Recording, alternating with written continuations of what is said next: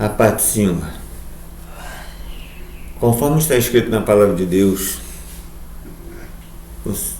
Paulo diz que a lei durou até Cristo. Está escrito aqui em Romanos 10,4 que o fim da lei é Cristo para a justiça de todo aquele que crê. Porém, o Senhor Jesus dizia, conforme está aqui no Evangelho segundo Mateus, capítulo 5, versículo 17, diz: Não cuideis que vim destruir a lei, ou os profetas, não vim abrogar, mas cumprir. Por que o Senhor Jesus disse isso e Paulo disse aquilo?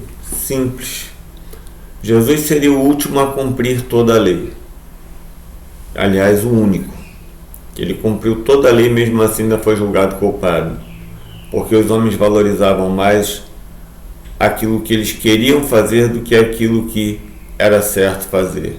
Eles valorizavam mais o livro dos costumes do que o livro da lei. Eles valorizavam mais a sua própria vontade do que a vontade de Deus.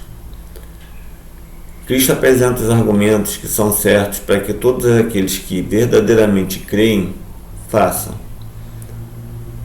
Ele não quer que você simplesmente se preocupe com a lei que a partir daquele momento estava sendo extinta. Não. Ele quer que você entenda o seguinte: apesar de estar cumprindo a lei e você estar agora começando a viver pela graça, nem tudo da lei é exterminado. Por quê? Se nós pensarmos conforme temos que falar, lá em 1 Coríntios, primeira carta de Paulo aos Coríntios, capítulo 6, ele diz assim no versículo 10: Não erreis, nem os devassos, nem os idólatras, nem os adúlteros, nem os efeminados, nem os sodomitas, nem os ladrões, nem os avarentos, nem os bêbados, nem os maldizentes, nem os roubadores herdarão o reino de Deus. Ou seja, esse tipo de coisa você não deve fazer se você verdadeiramente quer ser salvo. De igual modo, lá em Gálatas, no capítulo 5, ele fala de coisas que também são ruins para aqueles que pensam em buscar a salvação.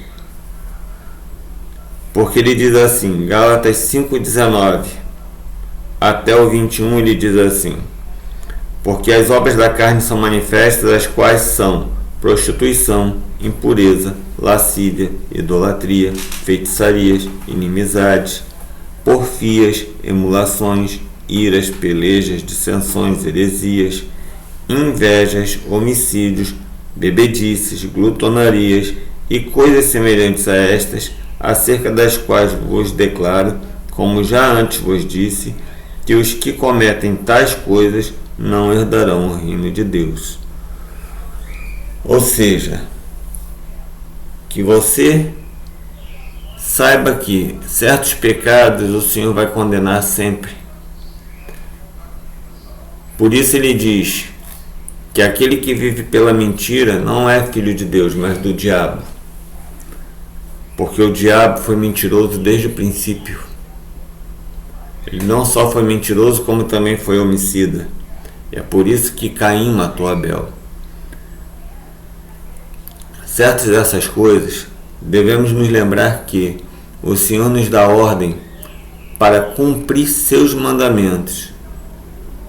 Mas nós não estamos falando mais dos 10 mandamentos, estamos falando dos mandamentos de Cristo. Quais são os mandamentos de Cristo? Amar ao Senhor teu Deus acima de tudo e de todos, e ao teu próximo como a ti mesmo. Só que você pode não entender, mas 9 mandamentos são cumpridos através desses 2.